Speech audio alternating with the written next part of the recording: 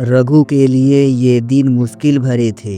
Hotel में promotion तो मिल गया, लेकिन अब परिवार की चिंता उसे अंदर ही अंदर खाए जा रही थी। छोटे भाई रवि की तबीयत बिगड़ती जा रही थी और गांव में इलाज की सुविधाएं बहुत कम थीं। डॉक्टर ने कहा था कि उसे शहर के अच्छे अस्पताल में ले जाना पड़ेगा।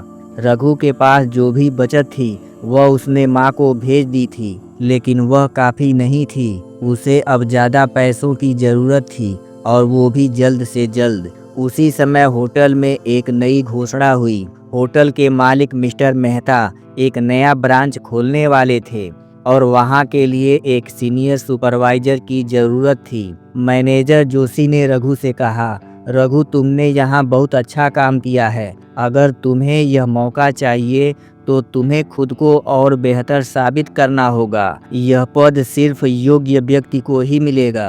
रघु जानता था कि यह उसके लिए सुनहरा मौका था। यह पद उसे ज़्यादा वेतन देगा, जिससे वह अपने परिवार की मदद कर सकता था। लेकिन यह इतना आसान नहीं था, क्योंकि यह पद पाने के लिए कई और अनुभवी लोग भी दौड़ में थे। इसी बीच एक और झटका लगा। कमलेश, जिसे होटल से निकाला गया था, अब दूसरे बड़े होटल में काम करने लगा था।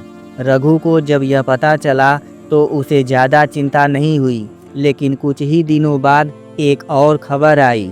कमलेश ने अपने नए होटल के मालिक से कहकर मिस्टर मेहता के होटल को नीचा दिखाने की योजना बना ली थी। रघु को गिराने का यही सही समय है, कमलेश ने सोचा। रघु को होटल के नए ब्रांच के लिए खुद को साबित करना था। इसके लिए उसे एक वीआईपी पार्टी को मैनेज करने की जिम्मेदारी दी गई। पार्टी में देश विदेश के बड़े बिजनेसमैन और फिल्मी सितारे आने वाले थे। अगर वह इस आयोजन को सफलतापूर्वक संभाल लेता तो उसकी पदोन्नति तय थी। लेकिन तभी एक और समस्या आ गई। पार्टी से एक रात पहले होटल के स्टॉक से कई जरूरी चीजें चोरी हो गई।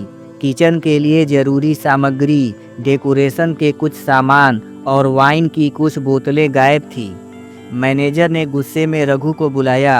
रघु, ये क्या हो रहा है? अगर पार्टी खराब हुई तो हमारी साख मिट्टी में मिल जाएगी। रघु समझ गया कि यह किसी की साजिश थी। रघु ने तुरंत एक प्लान बनाया। उसने लोकल मार्केट से सारी जरूरी चीजें जुटाने की कोशिश की। उसने होटल स्टाफ को मोटिवेट किया कि वे पूरी मेहनत करें। सबसे खास बात, उसने खुद पार्टी के मेहमानों का ध्यान रखा ताकि वे महसूस करें कि होटल में सब कुछ शानदार है।